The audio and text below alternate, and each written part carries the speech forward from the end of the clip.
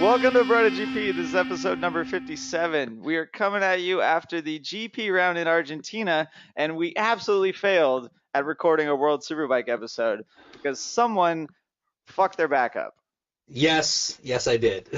So I had the excuse I couldn't walk, I couldn't move, so we had to bail on recording. More importantly, you couldn't sit and record. No, yeah, I know, for reals. I couldn't sit. I could sit, but what I could do was like I could sort of sit fully leaned over with my hands on my face, pretending not to cry. Ooh. That was like the sit position I could hold. And the only funny part about it was he was like drugged up for a couple of days. So yeah, we thought about recording last week after the World Superbike round because the racing was moderately interesting. Some stuff happened, but we failed. We missed it, so we're moving on because these guys don't want to talk about it anyway. Right. So let's get right to it. Oh, well, you already heard. Kevin's on the phone. He's here. I'm here. Two things of note, loyal listeners. One, I am not recording in an airport bathroom. I'm currently recording in my own bathroom.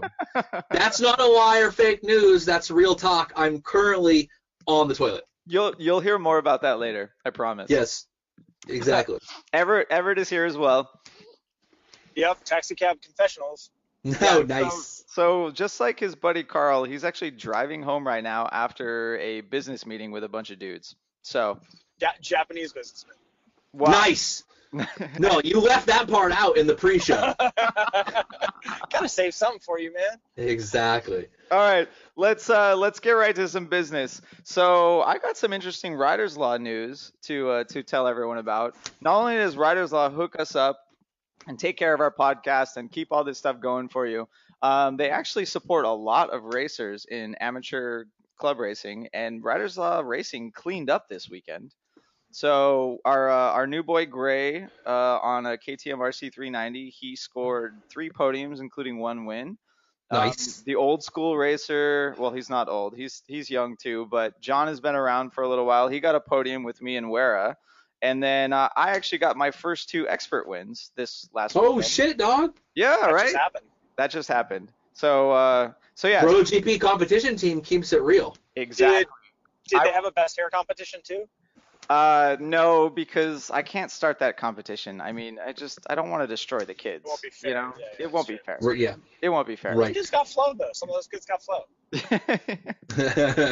But all right, Riders Law, of course, they're your California motorcycle accident injury lawyers. So if you want to keep Brota GP on the air, you want to keep some good amateur racing and some Moto America racing going throughout the year, definitely give Riders Law a call, and they will definitely help you out if you need any legal help whatsoever.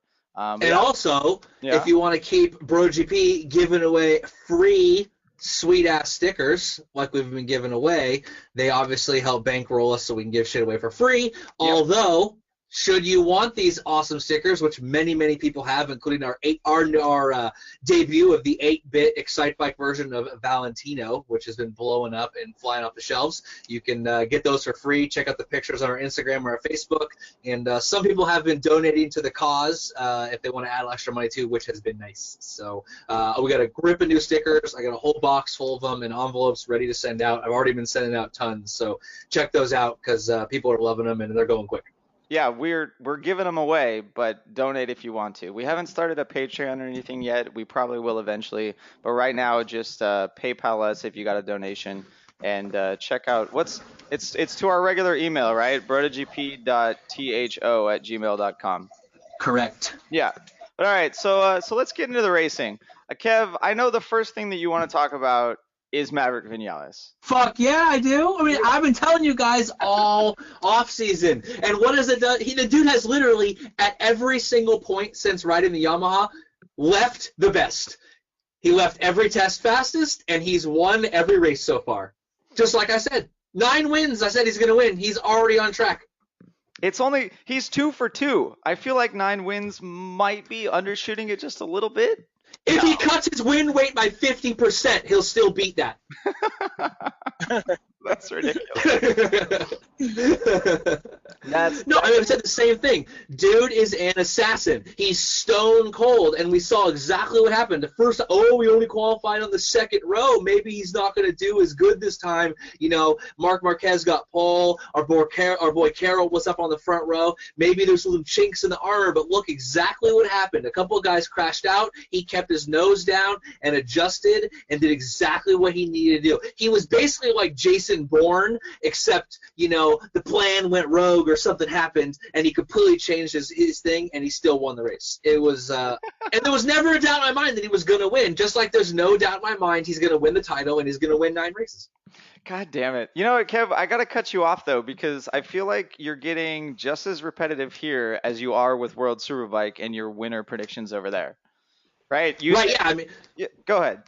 Yeah, I mean, maybe, yeah. I'm gonna, if I bet Maverick every single race, I'm either I'm gonna come out even or a little on top. I firmly believe that, and it's just like with Johnny Ray. You bet Johnny Ray every single time, you're gonna win.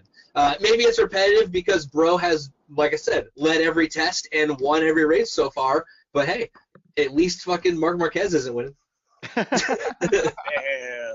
I think Maverick will get way more airtime when he does something, I don't know, I can't say exceptional or interesting because his wins are still phenomenal. It's just when he makes it look difficult, right? When he screws up or he like crashes a shit ton in practice or qualifies like on the 8th row or something, right? When he does that and still wins the race, he's going to get plenty of airtime. But all right, let's move on from Maverick because because Kev will talk. Because you hate me. Because I could do a whole Maverick episode.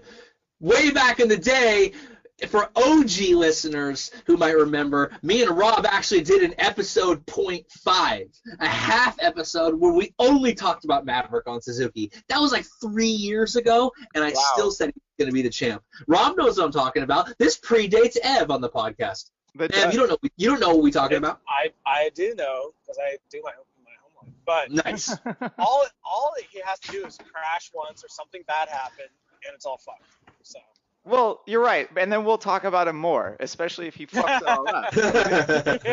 But until then, you are the chosen one. Yeah. Yeah, exactly. Until then, let's move on to our second place finisher, Valentino Rossi. So this was Valentino's 350th Grand Prix. The dude hasn't he competed in a humongous proportion of all of the GP races ever? Yeah, go ahead. Yeah, the stat of how, I don't know offhand because I'm way too drunk off of my weird $4 white wine, which is just a mix of Chardonnay and Moscato. I don't even know what it is. But the amount of GPs he's actually competed in is crazy. I mean, 350, and to be competitive. Second place, like someone posted the stat earlier yesterday where by the end of the season, he's going to have completed the Earth's circumference in GP race distance. That's cool. Insane. Right. With an average Earth circumference speed of about 10 hours. It's pretty fast. No, I mean, to be that competitive for that long across as many eras, manufacturers, classes, new waves of rookies, like, it's crazy to think. Like, someone once said it'd be like if Barry Sheen, ended up racing against Rossi and Sete Gibernau. Like, what? It doesn't even make any sense that he is still racing against and competing, beating Pedrosa, beating Lorenzo, beating all these guys. Like, he raced Casey Stoner, was, like, supposed to be his greatest rival. Casey who? Dude's retired. Yeah, he was supposed to be the successor to it all. Right. He's like, I'm good. I can't do that. Yeah, no, I mean, for me to see him be this competitive, and it's like, it's kind of funny. He's not, years ago he was clearly the favorite to win, and he doesn't have that anymore. So we're kind of watching this golden twilight happening before our eyes. But the idea is you can still not count him out for the win. He's had a terrible offseason. He had terrible practice. He had to go through Q1, which was, Q1 was the most competitive Q1 we'd ever seen with the guys that were in that Q1 in Argentina. And yet there he was, second place. Guys are crashing out, but he nurses it home to a solid second. Two podiums on the bounce. So the one thing about Rossi, though, lately is he's been really I'll call him lazy. He seriously parks it behind somebody else and just follows them. He waits for somebody else to crash out. Is this just like the routine that he now has at the beginning of every season because he knows all the unpredictability of the tire changes and other factors? That's the safe bet to get him kicked off early on. If this was previous years, I would maybe agree with you that it's somewhat intentional, but we've seen the look on his face throughout testing and in all the FPs before the races, right? He is not happy with this motorcycle. He is not happy with the Michelin front tire, even though they got to test two different constructions this race. He's not happy with the setup they have on the front end. He's just not liking it. Like even the announcers throughout the race when he was following Crutchlow around, they were saying, if Rossi was comfortable, he probably would have dove up the inside of Crutchlow many, many laps before. But he seems to be doing exactly what you just said. He's kind of waiting it out now. It's kind of a maverick approach, not to bring him up again. Yes. Yes. But it's working, right? Everyone else is making silly mistakes, and the old head of Rossi is able to just motor through all these mistakes and put it on the box again. Yeah, and that's the crazy part is he's unhappy and not doing well in testing and in practice and clearly distraught. And what does he have? A third and a second in 2 races. Marc Marquez doesn't have that. He doesn't even have a podium. Jorge Lorenzo doesn't even have a podium. Jorge Lorenzo is tied with Tito Rabat in points, dog. That's not a good look. That's rough. Those two guys have their dicks in their hands. Right. Yeah. So the idea that he's struggling, quote unquote, and not dealing with situations and still has a second and a third and is still right there, second in the championship is fucking insane. At his age and his experience, The thing that's crazy in the championship right now is the variability that we're getting and what it's doing to the points after these 2 rounds, right? The third place only has 20 points to Maverick's 50. That's 30 points back already. It's not good. Yeah, it's not good. At least Vale's up there with and only 14 back, right, because of his 2 podiums. But everyone else is screwing up, and it's kind of hilarious the order that's going on for the top 15 in points. It's quite comical. Well, I think we saw this. I think we're going to look back at the Bridgestone era as like the dark ages of modern GP. You know what I mean? Like there was a time period where simply 4 to 5 guys were the ones who could go at that pace on the Bridgestones. They were the only ones who could ride it at that pace, and it was like on their bad day they got a 4th. So what happened was it was a runaway with the top 4 factory guys, maybe a 5th guy, and that was it. But this is no longer the case with these Michelins, and it's a real shakeup. And if you find yourself not quite getting the setup right, you're losing to Cal Crutchlow. You're losing to Jonas Folger. I mean, you look at Tech 3 and what that turnaround has done with 2 brand new rookies. It's pretty insane. Yeah, it's weird though because historically for MotoGP, there haven't been that many winners every single year. Like the average for all the winners it's usually 4 winners. 5 winners is second most, and then 3 winners. Actually, 2 winners out numbers 9 and 8, obviously. Right. We only had that happen one time. But traditionally in GP, we don't get the 2006s or the 2016s. You get, your 2007s or your 2004s where one guy wins 8 to 10 races and clearly dominates, and then there's a clear number 2 and number 3, and then everyone else. But we didn't see that last year, and we're not really seeing it this year. We see a clear number 1 so far with he who Rob won't let me talk about, even though negative Ghost Rider the pattern is full. But what we see is the guy who's the clear second hasn't won and is struggling in practice and in testing. Yeah, I just really hope he doesn't pull a Johnny Ray and pull away from everyone. I do. Yeah, you don't want it to be that bad. No, I do, because Johnny Ray is bad, just like Marc Marquez is bad years on. The first year they do it is fucking sweet because it's like the new guy. It's awesome. It's interesting. It's the shake-up. It's how's everyone going to react. It's just like fucking Dark Knight Rises, man, or Dark Knight. You either die a hero or you live long enough to become the villain, a la Jorge and a la Marc Marquez or a la Johnny Ray. Everyone's fucking sick of Johnny Ray winning every race and literally having led the World Superbike Championship since the first race at Kawasaki 2.5 years ago and never relinquished that lead. But right now, to see Maverick jump on and win races and dominate and push Marc Marquez and to sort of watch Jorge just struggle mightily with that Ducati in a way that we never really thought, even though obviously why didn't we think that? Because everyone else does. But you know, for me, if we're still talking about Maverick Vinales doing this in 2019, okay, I hear you. But for now, fuck that. It's cool to watch a new guy rise up and challenge Marc Marquez. I can get on board with that. All right, so let's move on to the thing that might actually change up Marquez's kind of streak going here, and what seriously hindered Marquez's title hopes. Right. His rubber band shoulders? His butter shoulders? No, not even butter shoulders, right? The crash. So Marquez was leading Wait, out. which Marquez crash are you talking about crashing out while fighting for the win? Which Marquez crash? Oh, boy. Which Marquez brother riding a Honda crashed out of the Argentinian GP round while fighting for the win? You know I'll never bring up Baby Marquez this early in an episode. You got him fired up, man. You opened up Dude, the first box. unless you were like a Spanish girl, the whole world collectively cheered when he crashed out of Moto2. I'm not trying to derail the podcast because this isn't in the syllabus. I didn't cheer. I'm not trying to say. I'm not trying to say you should cheer dudes crashing because those guys put their lives on the line so we can be entertained. But when that dude, like, he was fighting for the win, and I'm like, oh man, he's finally gonna do it. He got the extra year in Moto2 they gave him after he sucked ass for 2 years. Now he's gonna like prove everyone right. He's gonna get the reps all right. Nah, fuck that. Crashed out. Morbidelli wins again, and fucking nepotism Marquez doesn't get his win.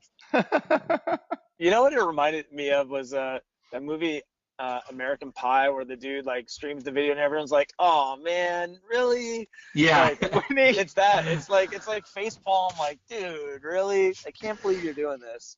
You just brought up a dude nutting in his shorts and compared it to Marquez crashing out. That's how excited I was that Marquez crashed out. That's how excited I was that Marquez crashed out. And it jizzed in my pants. It's that embarrassing, man. It was so bad.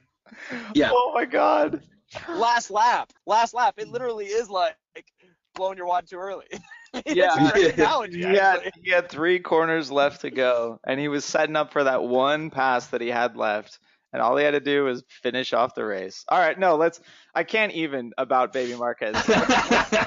Let's move on to Marc Marquez and talk about it. So the one thing that really stands out for me with this race was that quite a few of the riders before the race said that the weather and all the conditions, it was ideal for racing on that track at that time.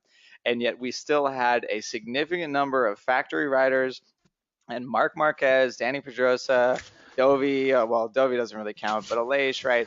A lot of people crashed out just by tucking the front. Yeah, I mean, what was the stat? Like the 13 or 12 factory riders and only 5 factory riders finished. 2 of those being like KTM riders. You know what I mean? Like, help me out here, bro. You know, like the idea that was weird. Ideal conditions, and they're all crashing out in the same way, losing the front. Well, the other piece is ideal conditions. For me, watching it, that track looked really bumpy, but in theory, that's equal for everybody. It is equal for everybody. And I mean, Danny Pedrosa said that specifically about his crash. And you could see when he went into the left that the bike was already bucking before he even got onto the brakes. And he just continued it when he was on the brakes.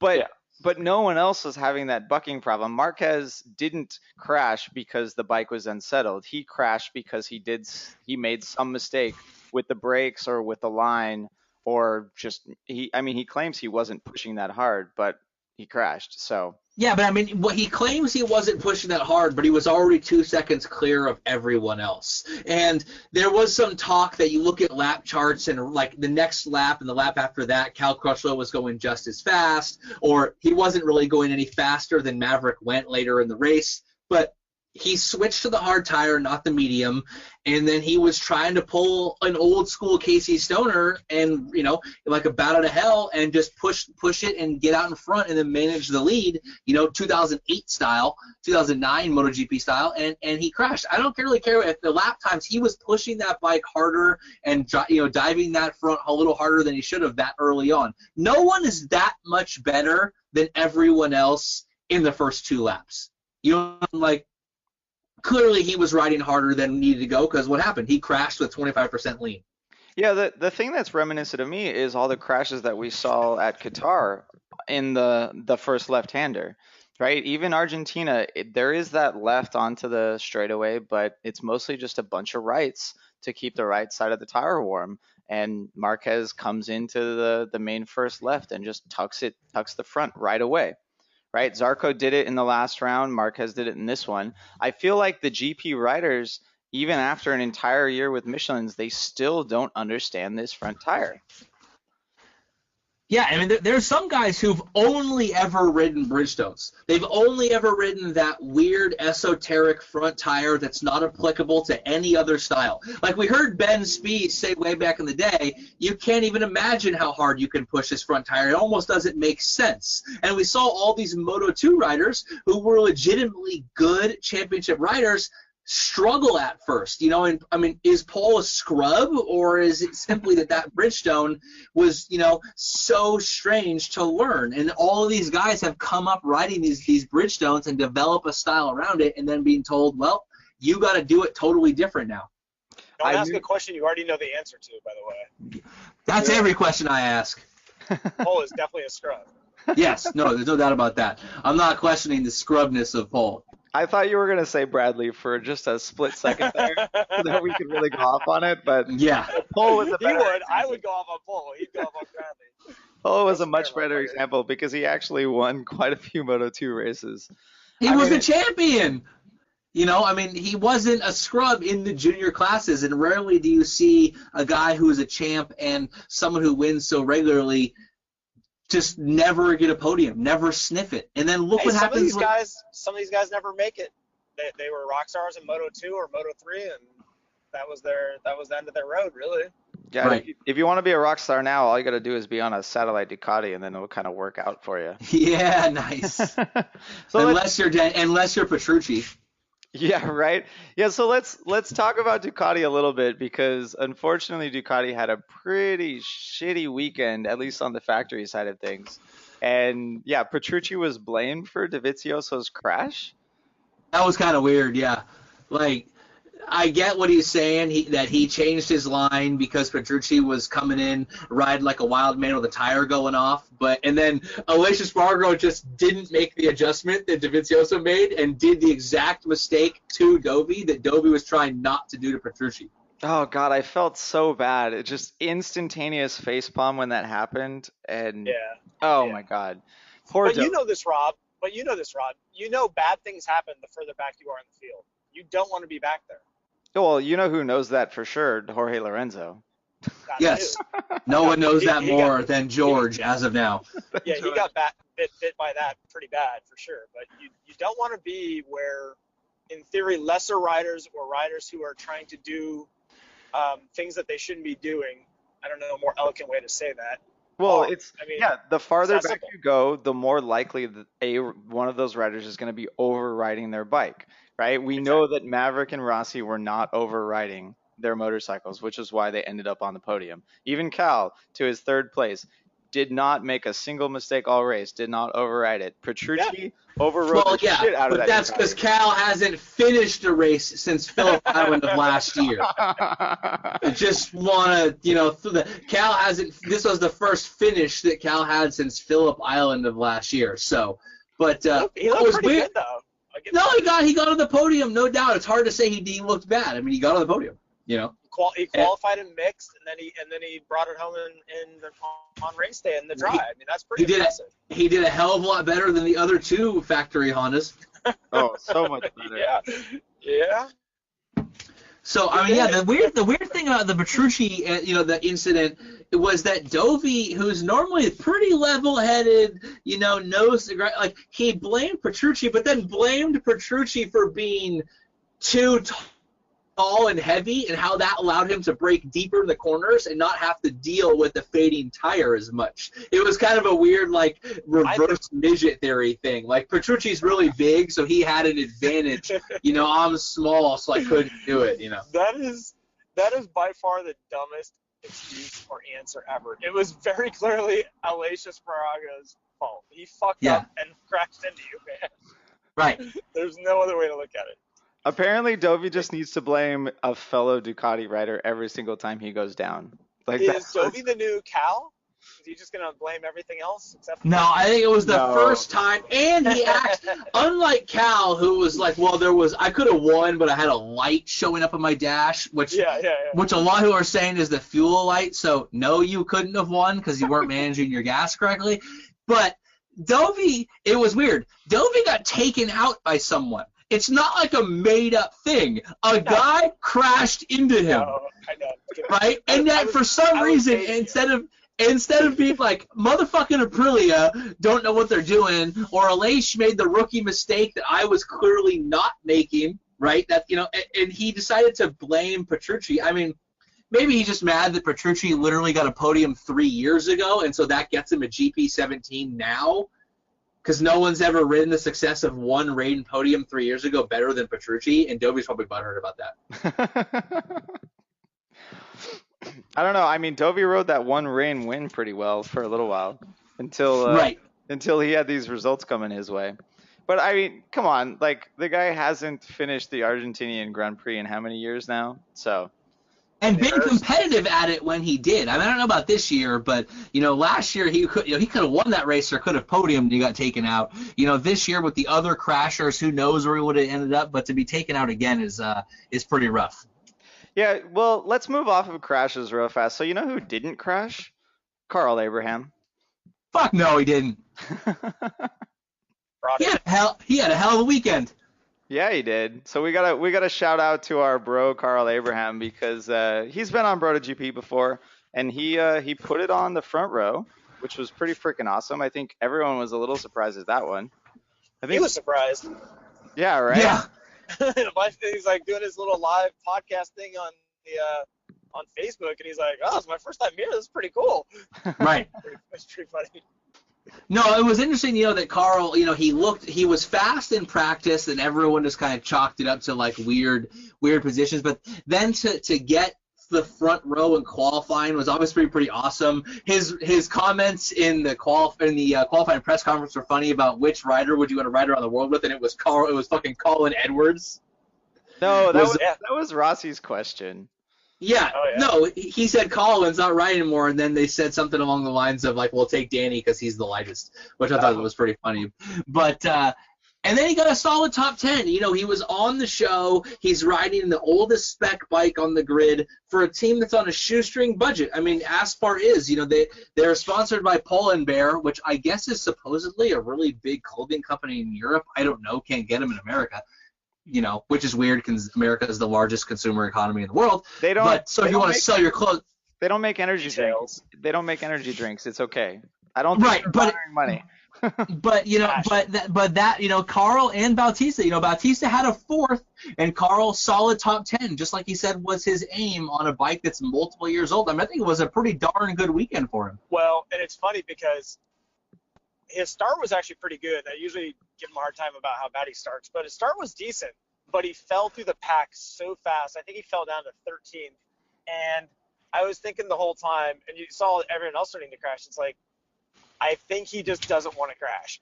Like his goal was not to crash, and then he settled in behind some guys he knew that he could race with. But it does make you kind of wonder too about the machinery. Is that bike really at a disadvantage to keep up with those guys? It looked like he couldn't keep any of that pace either. So makes you wonder.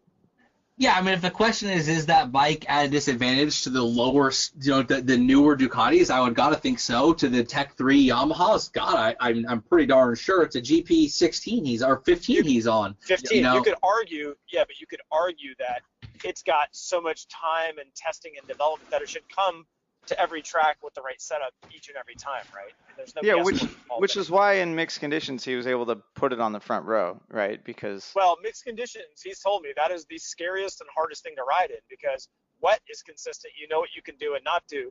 Mixed conditions, it's whoever's really got the biggest balls. Right. So that's where he's even said he doesn't like it, but he pulled out a second, and that's because he pushed the limits with a lot of risk. That's so nice of you to compliment Carl's balls. Nice. Right. No response. I don't know how to respond to that. Yeah, we'll definitely have to get him back on to talk about his weekend and his balls. But, and see if he can discuss. I mean, it was, on the episode, he basically said that was what he was looking for. And to pull it off in his second race, and he said that, Ducati's pretty – you do well, you get upgrades. You do well, you get you get support, and all the Ducatis share information. For me to see Aspar do so well while you see Pramac continue to kind of struggle despite being the closest one to the factory, at some point I'm kind of ready for Bautista to get a better bike. And I'm ready for Carl to get more support and see what he can do. I mean, he's looked good since his return in testing and in class and in racing. So I think that if Bautista got that GP17, though, it might be a hindrance, right? That we saw that this weekend. The GP17s were kind of at a disadvantage, right? Jorge was nowhere in practice like we kind of expect him to be. Dovi was struggling the entire time and didn't make it out of Q1. The lack of setup data on that bike is a big hindrance for their performance throughout the race weekends. Maybe once they get back to Europe, they'll have a bit more data and it'll kind of manage, because we know Ducati tested at Jerez 2 or 3 weeks ago, and that'll help. But still, I think at this point, I'd rather be on the GP16. I think you're right. Yeah, could be. I mean, the question is what, when Aspar continues to get decent results, at what point do they get more factory support in general? But what I also like is that, it shows you that in the Michelin era that a satellite team on kind of a shoestring budget can still get pretty damn good results. I mean, you saw a satellite bike get third, a satellite bike get fourth. We saw factory bikes crashing out, but if you're on a satellite bike and you push that thing, you can get good results this season. I still don't think that a satellite bike is going to win a race this year, though. Do you think? Yeah, so that's what's kind of interesting. Do you think that they just can't push the limits as much, therefore they aren't as prone to crashing, and so that's kind of like a byproduct of them being on satellites? Well, last year the satellite racers won because of crazy variability, right? 2 of the wins were in the wet, and the other win was Cal just actually pooning everyone. But this year we got the right tire. Come on. Yeah, I mean, there was some other factors that helped him out, but it wasn't everything, right? But this year we have hopefully better Ducatis once we get back to Europe, right? We've got Mav who can now win in more than just the ideal conditions that Jorge won in. Marquez is going to come back, just like he did last year, and Pedrosa seems to be stronger, right? He's not battling for the bottom of the top 10 this year. I don't expect satellite racers to win at all this year. Yeah, that's an interesting bet, is that, will one win? I don't know. You saw a big disparity and a big kind of everything opened up in 2007 when there was the new rules, and then things start to settle and coalesce into, the factory teams winning and running the show because they have the most resources. I'm not so sure that Rob's wrong here, but that we will not see a satellite rider win a race this year. It's going to be really close, because you look at this weekend, if just a couple little things had changed, it could have been a satellite rider, right? But it's almost like. But the change could have went the other way, right? Maybe Maverick could have crashed and Marquez wouldn't have, right? But it's still Marquez winning the race. I'm more worried about, and I hate to admit it, Vinales just being that dominant that he's really the real issue, that no one else is going to win if he just keeps winning. Yeah, that's really what I think. And to go back, because I think Vinales is going to have a dominant season, and it's not going to be as open as 2016 or 2006, where you have these options of other guys winning that sort of normally wouldn't win, because I think Vinales is going to be in there day in and day out. What did we see last year? We saw Jorge, who obviously normally is a guy who's a threat for a win every race, go into the weirdest slump we've ever seen him in. You know? Let's put it this way. For a satellite to win, you've got to basically have Vinales and Marquez crash out, right? Or and have Valentino also have a bad day. Yeah, start 14th and not make it through. It's some combo of those two guys effectively not being on the track or running wide or something, both of them. And we've seen crazy shit happen. So it's not beyond the realm of reasonability, but that still assumes that none of the other players are going to take their place in third and fourth and fill that gap. Now, but you did see a Cal, to your point, podium, Bautista right there in fourth. So I don't know. It's going to be a weird year. Well, yeah, I mean, and we can't be in Austria and have the Ducatis doing well, right? You can't. Yannone will put something together eventually and get it on the box. Like we saw how quick he was in Qatar, right? There are a lot of players. There are more players this year on factory machinery than there was last year, and it's going to add up to satellite riders not winning a race. Right, and so far that Aprilia is actually a little bit better than a lot of people expected. You know, Aleix might have crashed out, but he wasn't a slouch this race. He looked pretty good in Qatar.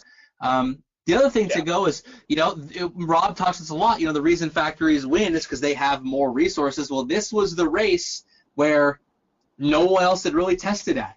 This was where things were all things being equal, so to speak. You know, the same amount of time, the track was dirty, the conditions were mixed a lot. There was some, you know, this and that, rain, dirty track, and it was still, you know, a factory rider's 1-2. If a satellite rider was going to steal a win, to me, this was the race that it could happen at to do it, and they didn't, you know. But there will be more of them like that, right? And I mean, there's usually 2 to 4 of them per year where just crazy shit happens. And so yeah, someone needs climate change to come in and just make it pour everywhere, and then because the climate change was the unsung hero of last year. Yeah. You know. And the crazy thing too is that the satellite bikes aren't as far back from the race winner as they used to be. They're now finishing 7 seconds back, not 35 seconds back. Right, and what you saw, I mean, you saw an old satellite bike on a third-tier team finish fourth. The same fucking bike that Eugene Laverty decided to give up and quit on, right, and say, oh, I'm not going to race in this series anymore because I can't get top-shelf equipment, and so he's going to run back to World Superbike where he finds a bike he can win. That motherfucker got honey-potted for days, son, and we knew it because it was on the Carol episode. That team sucked. And you think because they have an Aprilia that it's actually a factory Aprilia? No. And it's the same guy who leaves Aspar because they're not going to give him the newest machinery, that they just had a front row start and a fourth place finish. You know what I mean? Like, so it's not ironic. It's that the dude's a fucking bitch. He's a quitter. In the most competitive time you're going to find in GP in years, he's mad because he can't get top shelf equipment. So he's going to fucking take his ball and run with his tail between his legs back to World Superbike, where and the irony is he thinks he's getting top shelf equipment with the Aprilia. That's fake news. That SMR team, right? That team sucks. We know. Carol told us. And Aspar, right? And Aspar doesn't suck. And the Ducatis don't suck. Like this, the GG has changed things. They're not on crappy bikes anymore. Well, the factory team. Right, the satellites are getting good feedback, and this is the year with Michelin's last year and this year that if you fucking work your ass off and play your cards right, you can get a top 5. You might fucking get on the podium. I mean, fucking Cal won 2 races last year, dog. Cal Crutchlow, the guy who only won 2 World Superbike races. He has as many GP wins as he has World Superbike wins. So Laverty must have somebody giving him advice, and whoever that is should be really fired, and they should start asking us about where they should go to for their rides, because we really know where to go. Right, the same guys that should be giving Jorge's PR fucking manager advice should be giving Laverty career advice. You know, Jorge threw a tantrum and threw his bike down and was just there for fucking villain. You know what I mean? He's almost there. He's almost there for fucking the villain to root against. He's not quite there, but he's close. He's got to take out a few riders, and then he tried really hard to take out Yannone. He tried really hard. Yes, he did. He ran straight into the back of him, and the first thing the announcers did was blame Iannone when they heard about it. That was fucked up, man. I was thinking the same thing. That was so fucked up. They just said it was him. They're like, oh, an incident, and like half the fucking world was all like, motherfucking Iannone. Crazy Joe. The Maniac Joe takes out another factory Ducati rider, and it was totally not his fault. Jorge tried to fucking take his front tire against fucking Iannone's back tire, and let me tell you something. The front tire never wins. No, the fucking front tire never wins. Iannone learned that at Qatar too. Nope. Oh man. Right. Well, let's. They didn't even apologize to Iannone. That was fucked up, man. No, they did. The announcers you're talking about, they did. They said, oh, pretty we weak. Fault Iannone for that one. Yada yada. Yeah. When the penalty came out, they just said like, oh, it's clearly because Iannone was, riding dangerously. Now he jumped the start barely, but instantaneously, it's like. He's just running over people. The only thing he runs over consistently is Vag. Pussy. Fucking pussy. Right? So other than that, you got to give the guy some slack. He didn't do anything wrong. Oh, my God. You went there. Gotcha, Thank bro. God. Thank God. We All right. got you, Iannone. Hey, we got the Iannone reference. Right. So let's talk to let's talk about the most beautiful bike on the grid, but the slowest. Son of a bitch. Yeah. The rule of the better you look, the slower you go has never been more appropriate than the KTM. They scored That's points. a hell of a transition. That's a hell of a transition from pussy to KTM as the slowest, prettiest bike. Yeah, exactly. Well, so they scored points because they got 15th and 14th. Does it count? Yeah, hey, it fucking counts as much as the annals of MotoGP. The annals, the Iannone annals. Fuck. Why would you pick that one? Yeah, the fucking back tire, the back end always wins with Iannone. Yeah, exactly. You had to go with it. You got to do it. Dennis is going to regret not being any opportunity. Yeah. I never liked you were gifted something because a bunch of dudes crashed. Look, if a bunch of dudes crashed, I mean, Marc Marquez, sure, he crashed out, but Danny Pedrosa is not exactly known as a crasher. He's a pretty good fucking rider. Like a lot of guys crashed, and you bring it home, that means you manage the conditions and the motorcycle and the realities of the race better than those guys. I hate to say it, but Bradley Smith in Argentina in 2017 is better than Jorge Lorenzo. Dude. Wow. He's balder and better. Balder, bigger, and better. It counts. Yeah, it counts. Right. Everett's right. It fucking counts. Scoreboard, motherfucker. Mm-hmm. All right. We're going for that. That shit ain't practice. That was real. That shit counts. No, that was real. They scored points. I mean, are they going to score points next round? Probably not. They're going to get fucking murdered at Coda. I mean, it's going to be ugly. It's going to be Tito Rabat ugly. Honestly, it's going to be Julian Simeon ugly. It's going to be bad. Yeah. It's going to be real bad on that straight with the fucking lack of power and all and lack of. I mean, they're going to get destroyed at Coda. It's going to be bad news, yeah. But wait till they get to Austria.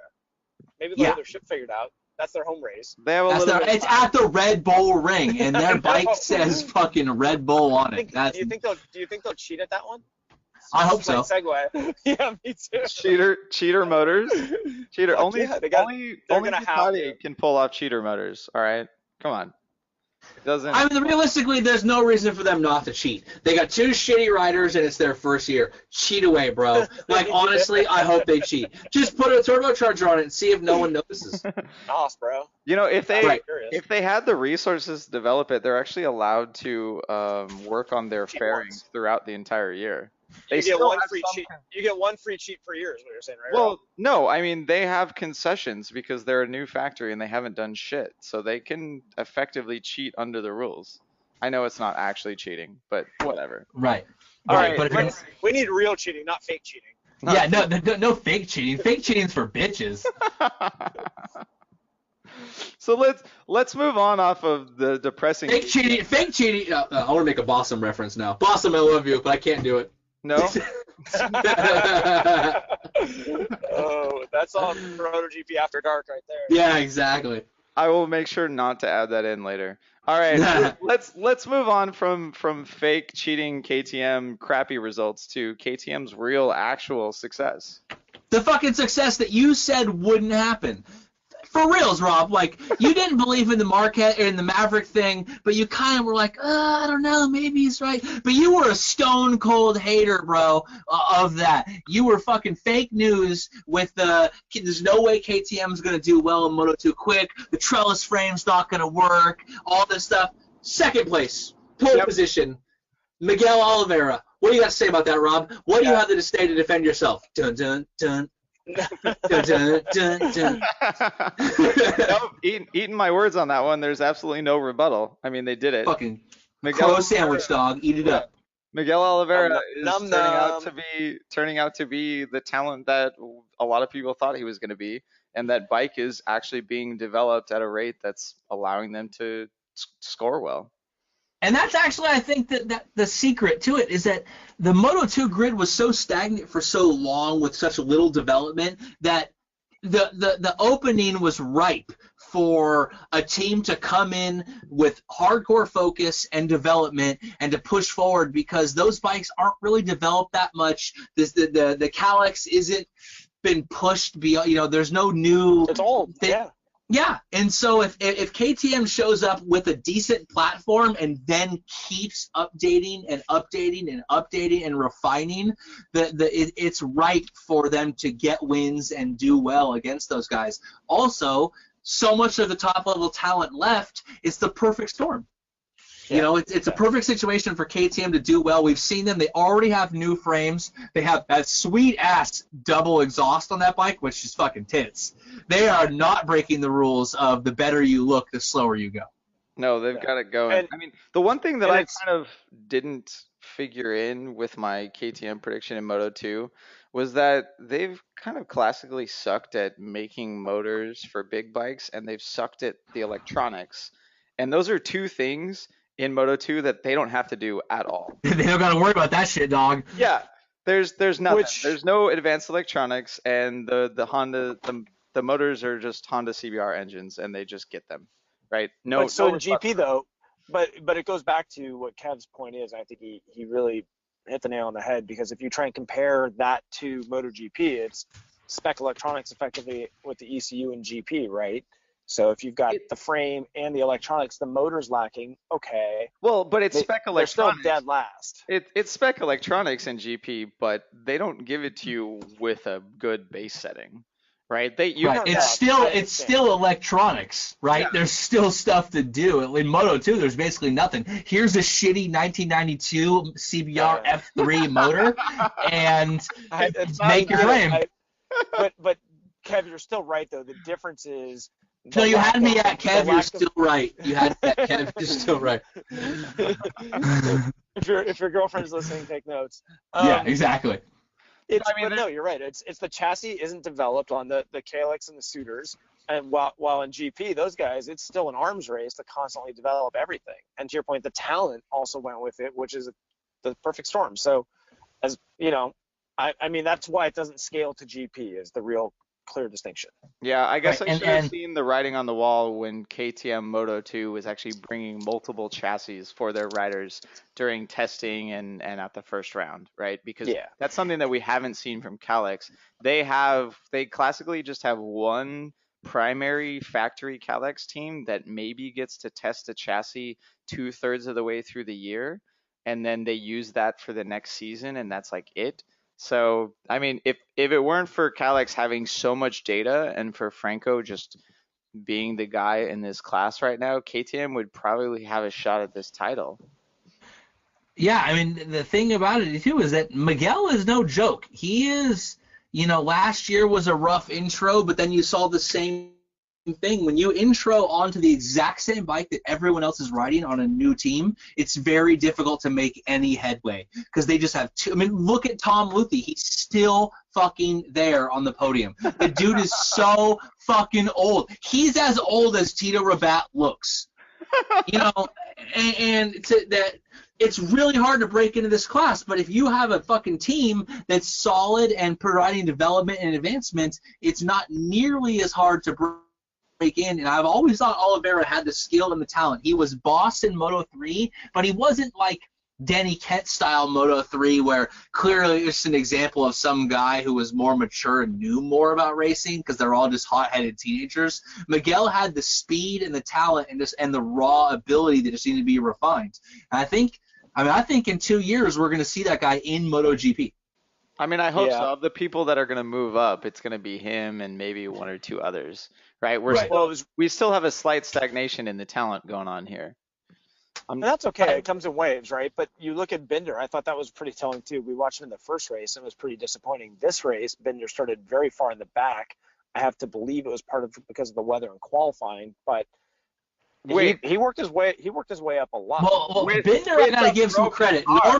With a broken fucking arm. Like, his arm was broken testing, and then he was complaining of pains, I think it was Saturday night or Friday night, and they x-rayed him. His arm re-broke. Yeah. So I got to eat some of my own KTM crow on Binder. Dude got his best result, a pretty decent result with a broken arm. Like, your arm is pretty fucking critical to riding a motorcycle. Last time I checked. It's been a while since I rode a motorcycle. Maybe we'll have an After Dark episode about why that is.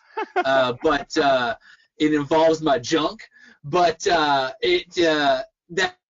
he was able to get that result with a broken arm is fucking redonk. It's kind of shitty for Binder that he's actually going to miss the next 2 rounds because he's got to go get the plate redone, and then he really has to wait. Like, the kid needs to learn how to heal like fucking. Oh, I didn't see that. Yeah, that sucks. No, because he re-broke it with a plate on it because the plate came loose, and I heard something about that. That shit just goes really bad when there's hardware involved and it doesn't heal. Right. And he has to miss the races because his doctor was on a United flight. Coming to see him and fix that shit, and then we all know what happened with that doctor. They drug him off, and so Binder didn't get his plate fixed. That doctor was like, "Bro, I can't take the $800 in the La Quinta hotel room from United because I gotta fix Brad Binder's arm."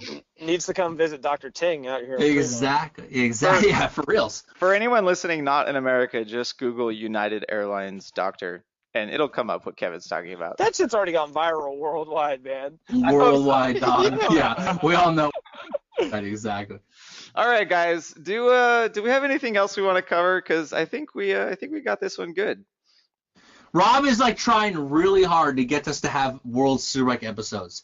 Do you fuckers actually care about World Superbike? Straight up, message me. Needs a poll. Twitter me, message me, email me. Fucking Instagram me or whatever. Do you assholes actually care about World Superbike? Because right now, here's the next 5 World Superbike episodes. Johnny Ray wins 3 races. Johnny Ware wins 2 races. Wow, Chaz Davies actually beat Johnny Ray once. Ha ha ha. Eugene Laverty is on a fake factory team. That's like the next 3 episodes.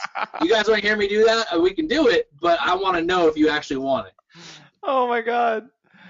Oh, it's so sad because it's true.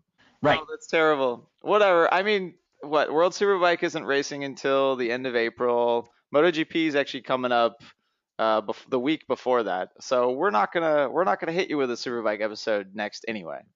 So maybe you'll get something else, but I don't know. We gotta figure it out. Also, I may be in Coda. I might be at Coda, but I have nowhere to stay. As of now, I have no idea where I would be staying, so someone's got to give me the roof of their fucking RV if I stay.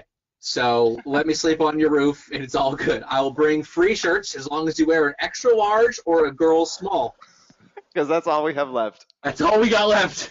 We'll print some more eventually, and we already plugged our stickers. Check out riderslaw.com if you guys need any legal help, and we will catch you in a couple of weeks. Thanks for listening, everyone. Peace.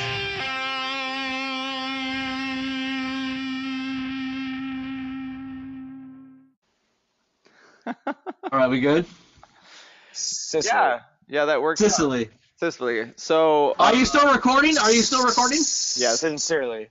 Okay, let me explain something right now. Rossi's, you're still recording? Yes. Rob, confirm? Sincerely. Okay, whether he's saying sincerely or seriously, what he's not saying is Sicily, and here's why. Because Rossi's Italian, and no real Italians ever talk about Sicily. Sicily is like the Medford. Sicily is not real, and it's not Italy. It's a shithole. It's the armpit of Italy. all Italians, that's myself included, pretend it doesn't exist.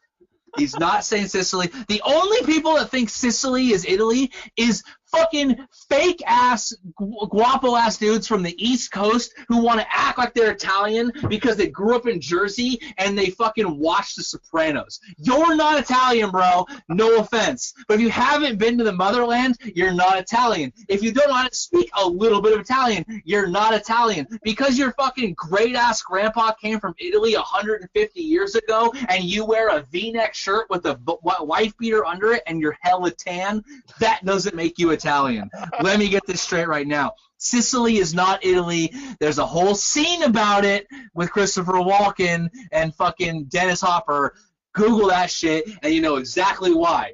I'm not going to repeat any of what Dennis Hopper says about why Sicily isn't Italy because it's not appropriate in 2017, but it's not. Watch the scene.